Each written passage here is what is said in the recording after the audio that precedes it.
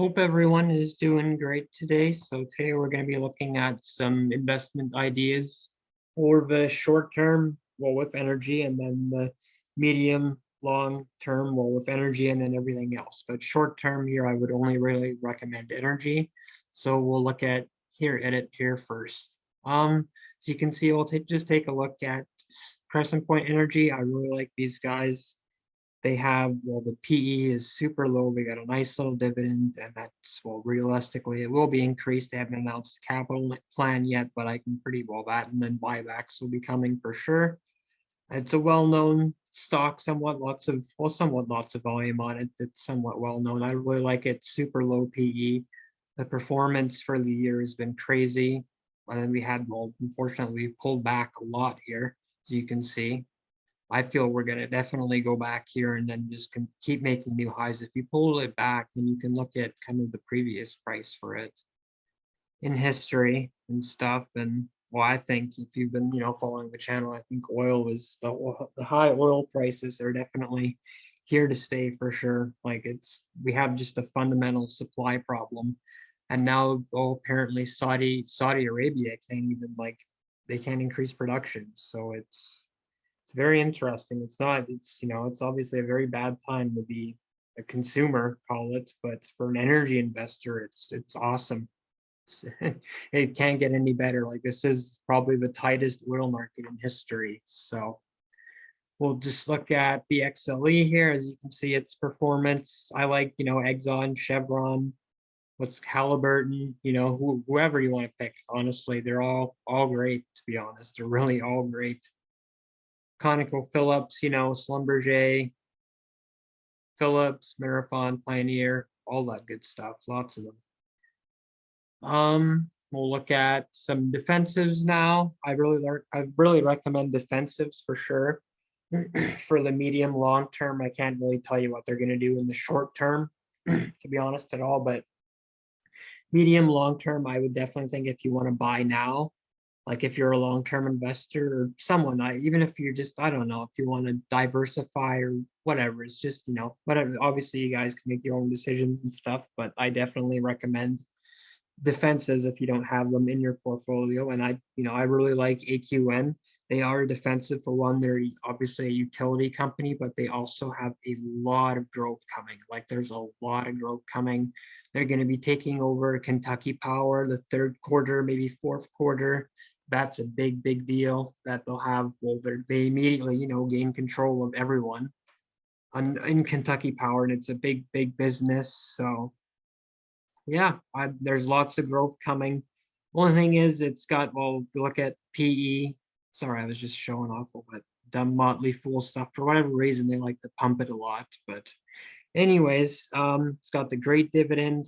The only thing is that they have the high PE, but they're a utility company, so you could say that they earned it, they deserve it. And they have a lot of debt, to be fair, but that's because they have all this growth coming. All that debt is basically from the growth, and they have a lot of growth coming. And they're also looking at increasing the dividend, I believe, like every year or so. Recently they have, I'm kind of, holding my tongue here, but they've been increasing the dividend every year for a bit now. It's been really good. I believe it's not like a super long time, like 7 years or somewhere around there. I couldn't get you an exact number. Then we'll look at, this is up and on TSX. For those who don't know, I'm up in Canada here, but it's just a fund, and it's got a nice 10% yield. It's great. It pays monthly. I love it a lot. It's come down a lot. It almost like follows the S&P in a way, somewhat. It closely correlates to it anyways, but I really like it. It's got just a huge dividend. That's what it is for me. And then we'll look at Ultra as well. Huge dividend, definitely a nice defensive. Any, somewhat high dividend stock, as long as the dividend is, sustainable, obviously is defensive, arguably, for sure.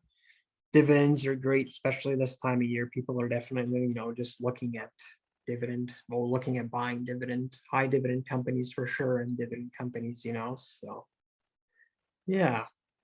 I like Ultra. Obviously, you can call it a sin stock. I wouldn't buy it personally just because of that, but it's a great company. It's come down a lot because of the Jewel news. I've made a little bit of a video on that. It's had quite a fall off with just this, like, where is it here? Somewhat, there you go. The Jewel band stuff and all that. I've spoke on it a little bit briefly in some video, but anyways. Then we have Kroger as well here, nice little defensive stock. Not a huge dividend, but definitely a nice little dividend. I'll look at finally, and then I want to look at the banks here. Just another investment idea, probably for definitely for the long term. I will say, like banks, if you're going to invest in banks, you better be thinking long term here. I've been thinking about adding some banks myself. I haven't quite, I'm thinking about it, but I'm thinking they're going to go lower. But I'm still thinking about, not playing a fool's game and just waiting for them to go lower. Obviously, you can see, well, everybody kind of knows that the banks have fallen off a lot. But, we'll look at just JP Morgan here. Great PE, good, solid dividend, great company, great bank. Can't go wrong at all. Same with Goldman, good, solid dividend. Super, look at the PE, super low. Great, solid banks, come down a lot. We'll look at BMO here. This is on the NYSE. It's technically up in Canada, but they have an acquisition coming in the US. I believe it's the Bank of California. I believe. I can't quite, well, they were out of California anyways, but it's a big acquisition coming. And yeah, I really like BMO. It's one of those companies that I've been looking at specifically. Mainly they have this really nice dividend. I really like their acquisition, to be honest. And I'm always, I really like the growth coming. And if you look at the return over the max of it, it's been great. And I think that'll just continue, to be honest. And then if we have a look at Bank of Nova Scotia, this is another one that I really like. It's a little bit different. Well, let's talk about the dividend quickly here. It's super high dividend, definitely one of the highest dividends out of, I'm going to say it has the highest dividend out of the big 6 banks in the US and as well as in Canada. I believe that they have the highest dividend. So that's definitely of note for sure. I really love the Bank of Nova Scotia. I'm thinking about, buying it. I'm hesitant to yet, even though it's come down a lot. But the thing is with them, what I was trying to get at here is that they have their focus not so much in the United States of expanding. They're focused really in like South America and Mexico and the Caribbean. It's really like it's very interesting. It's a different path than a lot of the other banks are taking, somewhat, up in Canada here. Because I'm based in Canada, I'm speaking about the Canadian banks because I'm very much more familiar with them. But they're taking a different path, and instead of expanding into the US, they're expanding into the Caribbeans and South America and Mexico as well.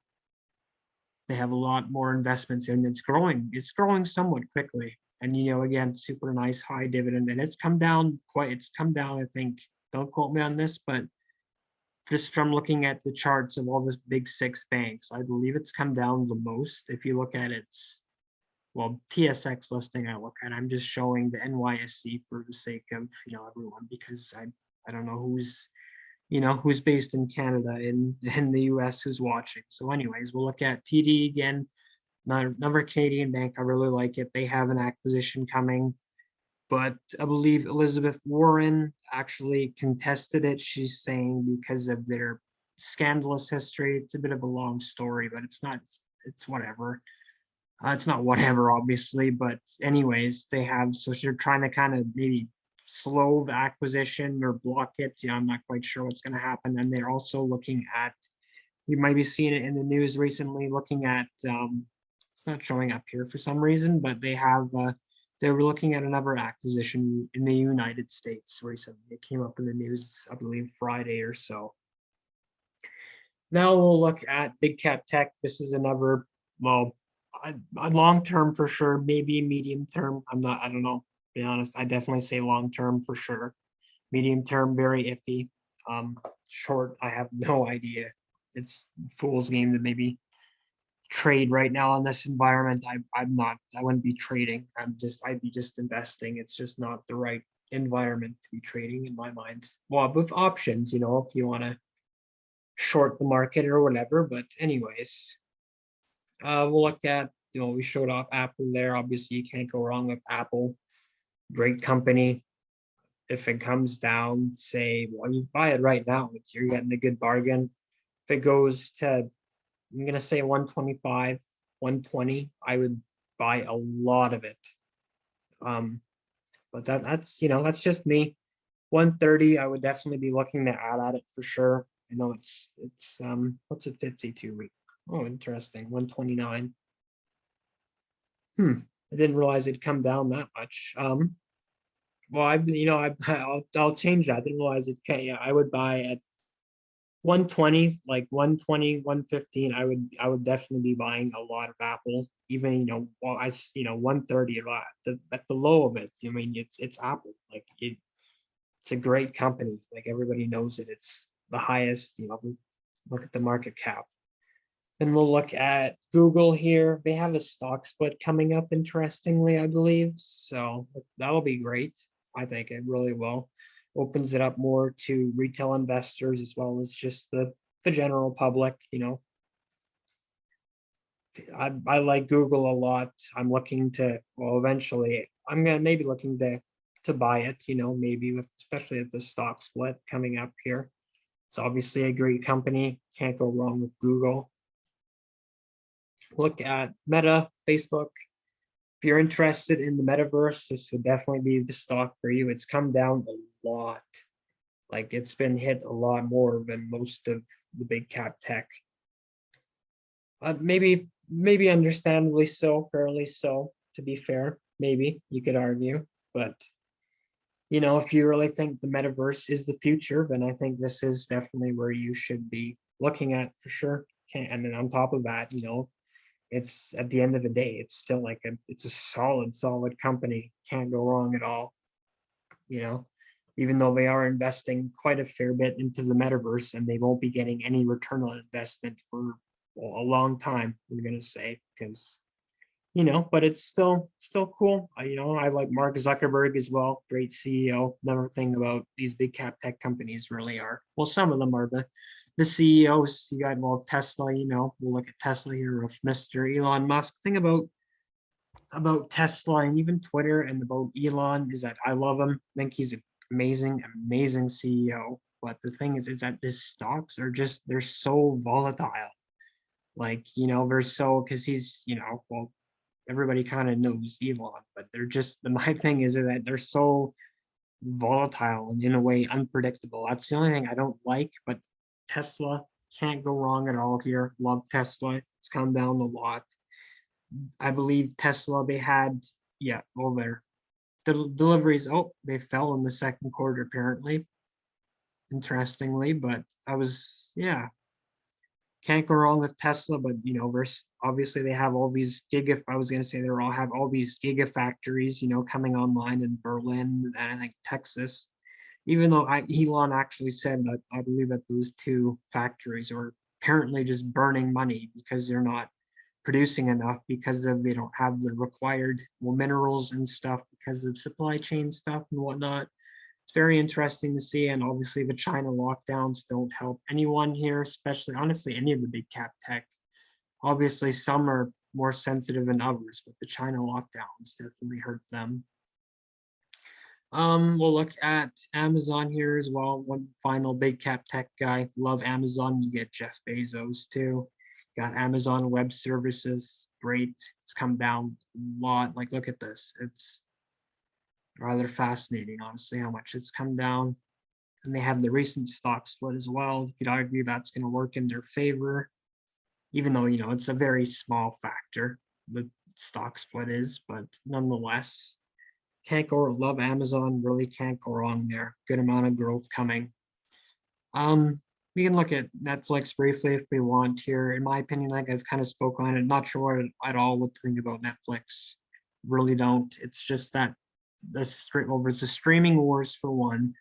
And then the slowing subscriber count to me is very worrying. I know you can argue that people shouldn't be focusing on it, but nonetheless, that's what Wall Street really focuses on. And it's why it's come down a lot, is because of the subscriber count.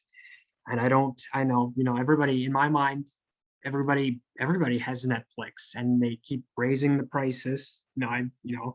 Even people I know, friends and family and whatnot, they all complain about Netflix, the price is rising, and even the content, like just a little personal thing, but taking off like Family Guy seasons, the early ones, like a good while ago, and now they're on Disney.